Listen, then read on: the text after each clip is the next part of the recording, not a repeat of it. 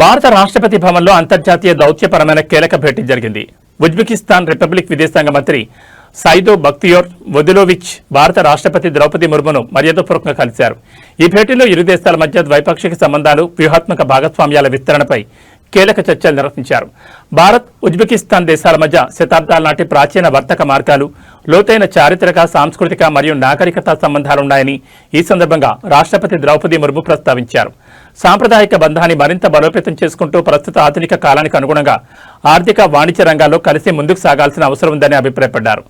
Uzbekistan విదేశాంగ మంత్రి జరిపిన ఈ పర్యటన ఇరు దేశాల మధ్య పరస్పర ప్రయోజనకరమైన భాగస్వామ్యాన్ని పెంపొందించడానికి, వివిధ రంగాల్లో కొత్త సహకార అవకాశాలు గుర్తించడానికి ఒక గొప్ప అవకాశమని నాయకులిద్దరూ ఏకీభవించారు.